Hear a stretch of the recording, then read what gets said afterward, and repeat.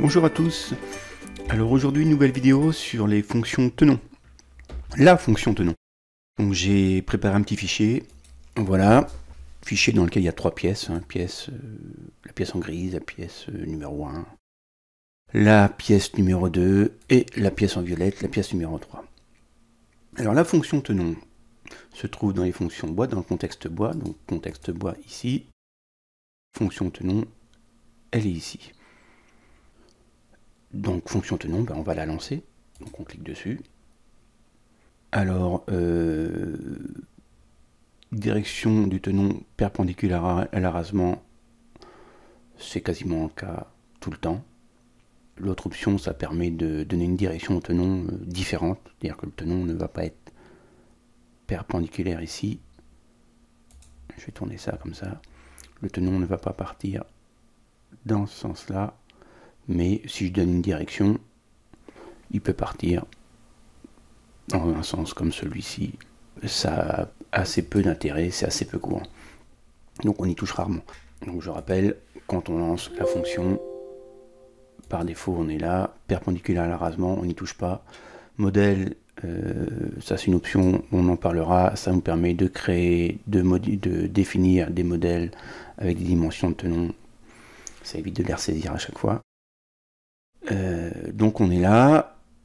Donc la face support, c'est la face sur laquelle on veut faire le tenon. En général, c'est une extrémité, donc ça va plutôt être ici ou de l'autre côté. Hein. On va rarement faire un tenon au milieu de la pièce là. Le logiciel le ferait, hein, c'est pas le problème, mais c'est assez peu fréquent. Donc la face support, ça va être l'extrémité. Donc je sélectionne l'extrémité. Voilà. Alors ensuite, il demande face ou arrête du côté gauche. Alors ce qu'il appelle le côté gauche, c'est le haut du tenon, le côté où on va faire un épaulement, mais absolument pas cette face-là. En atelier, la plupart du temps, la première chose qu'on règle, c'est la joue entre le parement ici et puis la distance avec la joue du tenon. Et le logiciel, il commence pas par cette face-là, ça lui paraît pas, c'est pas celle qui l'intéresse le plus dans un premier temps. Il va d'abord nous demander le point de départ côté gauche. Donc ça va être où on sélectionne l'arête, où on sélectionne la face. Ça revient au même. Voilà, la face, et là j'ai une petite flèche rouge qui s'affiche. Ensuite, arête du bas. Alors ce qu'il appelle l'arête du bas, là en l'occurrence c'est la face. Voilà, et là j'ai la petite flèche verte qui s'affiche. Et donc maintenant j'ai ma fenêtre. Une fenêtre dans laquelle je vais retrouver, alors là les modèles que j'ai évoqués tout à l'heure, alors on leur met le nom qu'on veut, hein. Moi j'en ai créé deux ici. Puis là on a les modèles standards. Alors les modèles standards, on va cliquer dessus, on va voir. Alors ça c'est un nom qui a l'air tout ce qui est le plus basique, hein, tout simple. Il porte bien son nom.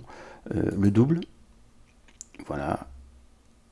Épaulé, donc un épaulement un petit peu particulier. Divisé, circulaire double, 2 tourillons. Simple oblong. Un tenon qui pourrait aller dans une mortaise faite avec une mortaise à mèche. Et la même chose en double.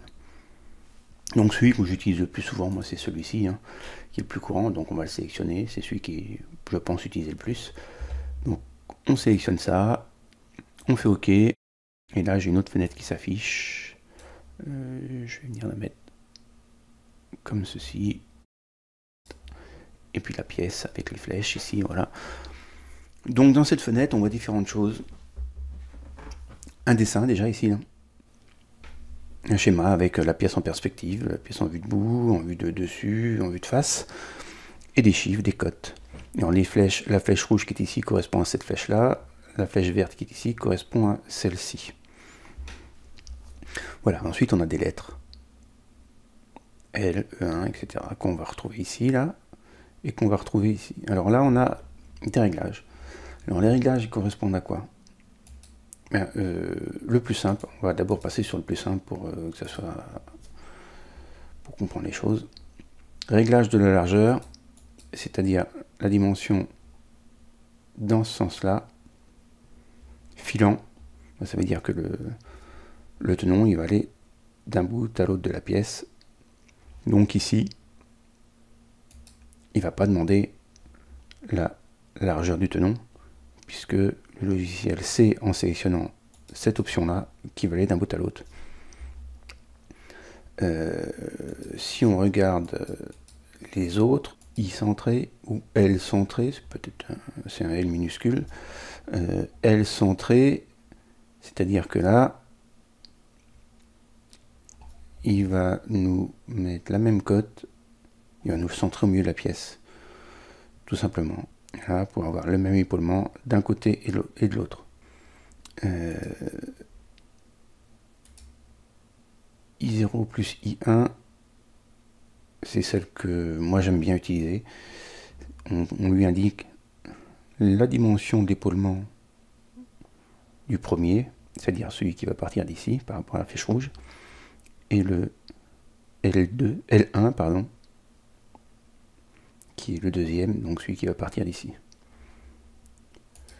Ensuite, on va avoir L, donc là ça va être L, c'est cette cote-là, la largeur du tenon, plus L1, cette cote-là. Et puis celui-ci, c'est l'inverse. Donc, moi j'ai l'habitude de prendre celui-là, donc voilà, je vais faire selon mon habitude. Et puis, si on regarde les réglages d'épaisseur, alors E centré, bah, tout simplement, on va lui donner une épaisseur ici, et puis il va nous la centrer de chaque côté par rapport à l'épaisseur. Et là, bah, on retrouve un peu les mêmes principes. Hein. E0 plus E1, et ben on va donner l'ajout supérieur, l'ajout inférieur, et il va faire le calcul pour déterminer l'épaisseur du tenon par rapport à la pièce, par rapport à l'épaisseur de la pièce. Épaisseur plus E1, et ben on donne l'épaisseur et la dimension E1. Et épaisseur plus E0, on donne l'épaisseur plus la dimension 0, E0. Donc voilà, allez, on va y aller, on va mettre des cotes. Petit L, 0, c'est cette cote-là, c'est l'épaulement. Donc là, on va mettre, je vais mettre 20 par exemple. Décalage à droite, ici, l'autre épaulement en dessous, je vais mettre 10, comme ça on va voir la différence. L'épaisseur du tenon, je vais mettre 8, voilà. Et la joue basse, E0, alors E0, on est bien d'accord. J'insiste là parce qu'on va voir qu'il y a une petite bizarrerie dans le logiciel. Normalement, la flèche verte, elle est là, donc elle est ici. Donc la cote qu'on va donner, c'est par rapport à la flèche verte, et c'est E0. Donc si je mets 5, on va voir ce que ça va donner. Voilà, j'ai oublié de taper sur Entrée, 5, voilà. Et puis la longueur du tenon, voilà, la longueur, c'est celle-là. Là. Donc la longueur, on va mettre 35, allez. Je valide. Et là, je fais OK. Il se passe quoi? On est bien d'accord que j'avais donné cette face-là comme face de référence et la flèche verte partait de cette face-là. Et pourtant, je vais venir ici. Voilà. La joue basse, celle que j'avais donnée, c'était E0. Petit E0. On partait d'ici. J'avais mis 5, la flèche partait de là, et j'avais mis 5. Et les 5, bon, voilà, hein, ils sont pas au-dessus, ils sont en dessous. J'appellerai moi une bizarrerie du logiciel. Donc, pour modifier ça, modifier le tenon, voilà, on est bien sur E0 là, d'accord. Alors, je ne vois plus les flèches, elles n'apparaissent plus, mais E0 c'était bien par rapport à cette flèche là, et ma flèche a été bien sur le dessus. Donc là, la différence, la bizarrerie, c'est qu'il faut sélectionner, si on veut que la cote de 5 que j'avais mise ici, que je vais remettre, elle était en E0, maintenant elle est en E1. La cote de 5 que j'avais mise parce que j'avais pris cette face-là comme référence, donc je vais avoir 5 de ma face ici à l'ajout de mon tenon. Il faut que je la mette sur E1 ou la mettre sur E0 par rapport au schéma qui est ici. Donc le schéma n'est pas tout à fait correct. Si je valide, on a bien vu mon tenon se déplacer. Et là, j'ai bien ma cote de 5. Alors on peut la mesurer. Hein. Allez, petite mesure entre cette face-là et cette face-là. Ah oui, il faut que je mette comme ça. Ici. Et là, voilà. 5. Donc les 5 sont bien là d'ailleurs. Si je fais ça et que je mets 8, je je devrais bien avoir. Je peux aussi cliquer par rapport à l'arête ici, hein, voilà, et celle-ci, j'évite. Donc on voit bien que là il y a une petite subtilité, dans le sens où bah, si je veux que ma joue par rapport au parement que j'ai choisi soit correcte, il faut inverser E0 et E1. Voilà, bon, bah là le tenon est fait, hein. Alors on voit ici en allant là que je peux changer mes dimensions. Alors, la raison pour laquelle j'aime bien utiliser l'option que j'ai utilisée, savoir utiliser me mettre en position pour pouvoir gérer l'épaulement haut et l'épaulement bas, c'est que c'est en général souvent ce qu'on fait quand on travaille, c'est-à-dire que si on a un épaulement à mettre en haut, ben, on met la dimension. Si on a un épaulement à mettre en bas parce qu'il y a une rainure ou autre chose, on donne la dimension de l'épaulement. On donne rarement la longueur du tenon, la largeur ici. Donc, par habitude, moi j'utilise celle-ci, ce qui me permet de gérer. Là, si je veux mettre un épaulement de 15 en bas, je mets un épaulement de 15. Voilà, on peut changer les dimensions ici. Double clic, pardon.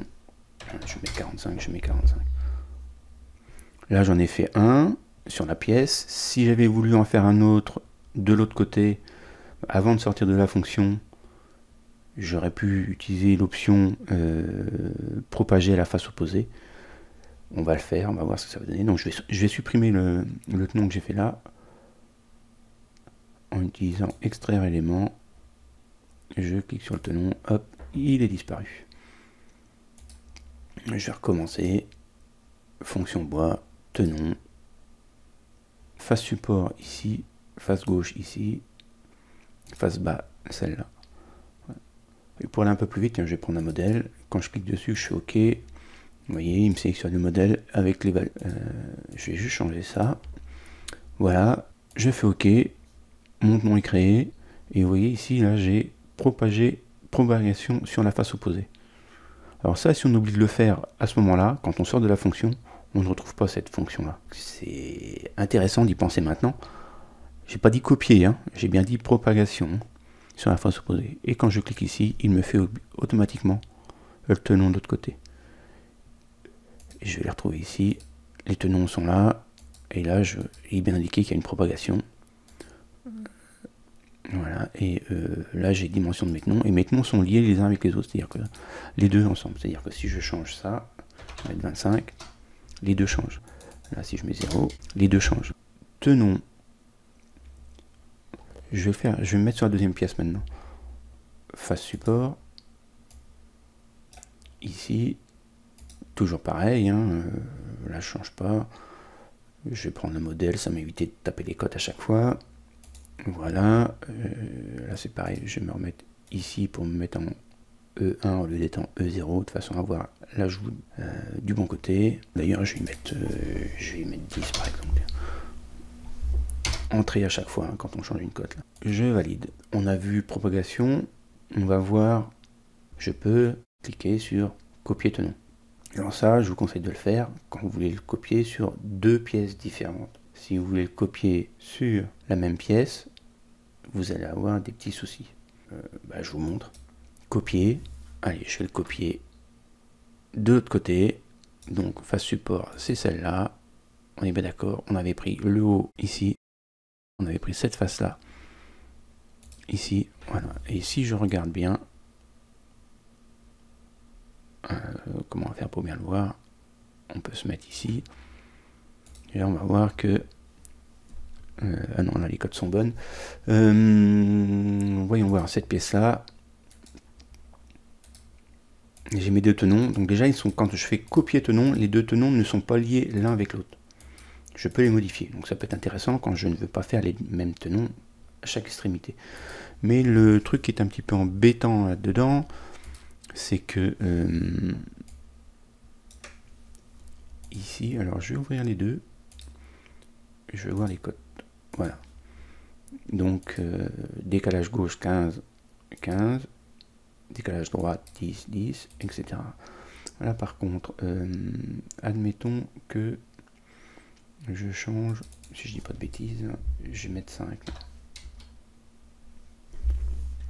Ben, les 5 là, voilà, la joue ici, elle est correcte derrière, alors que j'avais sélectionné cette face là. Par contre, de l'autre côté, sur celui-là, oui c'est celui-ci, sur celui-là, joue, si je mets 5, voilà, là j'ai bien 5, là j'ai 5, et si je les tourne, si je les regarde comme ça, il y en a un qui est au-dessus, on va mieux le voir, je vais mettre 0 carrément, 0 on voit bien qu'il est là, et là si je mets 0, il est complètement décalé. Pourtant on est bien sur la joue haute, on est sur la joue haute, elles sont à 0 toutes les deux, mais il y en a un qui est en bas, l'autre qui est en haut. Donc il y a des choses qui sont un peu bizarres, faut le savoir. Je trouve ça un peu pénible. D'ailleurs, j'avais contacté le support, la hotline pour ça, et tout ce qu'ils m'ont répondu, c'est un fonctionnement normal, c'est prévu comme ça, et puis c'est tout. Bon, bah voilà, maintenant il faut faire avec. Donc dans ces cas-là, bah moi je préconise plutôt éventuellement de refaire carrément un tenon. Et j'espère que, je ne sais plus, est-ce que ça va fonctionner? Ok, allez, on va mettre, je vais mettre 0 là pour voir. Ok, ah oui, puis je vais remettre 0. Ah, zut, 0, ok. Si je fais ça, voilà, non, bah, ça marche même pas. On a beau même le faire séparément sans le faire copier, voilà. Donc là, ça veut dire que là, bah, il faut truander un petit peu, c'est-à-dire que ici, pour le deuxième tenon, si je fais modifier, je vais peut-être prendre le E1 ici, E0, ça n'a pas fonctionné non plus. Modifier le tenon. Ah oui, parce qu'il s'est mis à 16, pardon, automatiquement. Si je mets 0 ici, voilà. Donc il faut jongler un petit peu, et on voit que là je suis sur joue haute, alors que sur celui-ci, eh ben, je suis sur joue basse, alors que quand je les ai fait, j'ai donné la même surface de référence, c'est-à-dire cette surface-là. Donc c'est une subtilité. Faut pas s'arracher les cheveux avec ça, parce que quand on le fait plusieurs fois, on se demande, quand on connaît pas bien la fonction, on se demande ce qu'on a fait de mal. On n'a rien fait de mal, c'est le fonctionnement du logiciel, c'est comme ça. Alors on a vu la fonction tenon mortaise, tenon principalement. Et avant de se quitter, on va faire un petit nom un petit peu différent. Face support toujours. Côté gauche. Voilà. Et puis allez. On va en faire un comme ça. Alors là, il y a plus de paramètres. Hein. On voit bien, alors toutes les explications sont là, il y a plus de chiffres, alors faut regarder un petit peu, faut rester concentré. Largeur du tenon, c'est le petit L, il est ici. Comme je dis tout à l'heure, c'est pas ce qui m'intéresse le plus. Donc je vais plutôt prendre celui-ci, c'est-à-dire épaulement supérieur, épaulement inférieur, et puis l'espace entre les deux tenons. Donc ici je vais mettre 5 parce que ma pièce n'est pas très large, et si je veux avoir des tenons qui soient pas trop ridicules, je vais mettre 10 pour qu'on voit la différence entre le haut et le bas. L'épaulement central, je vais mettre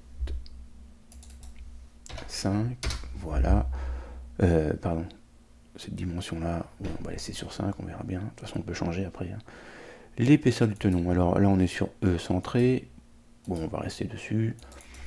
Et ma pièce fait 24, donc je vais mettre 8, ça va me le mettre au milieu, ça va me mettre mon tenon au milieu de la pièce. La longueur du tenon, alors la longueur, celle-ci, allez, 35, Et puis la longueur résiduelle, c'est-à-dire cette dimension-là. Allez, je vais mettre 5 ici. Voilà. Et OK. Voilà. C'est fait. Et puis je peux le propager sur la face opposée. Voilà, par exemple, un autre type de tenon. Je peux venir là. Je trouve que mon épaulement central là est un peu faible. Donc la largeur de l'entaille là c'est ici. Je vais l'augmenter un peu.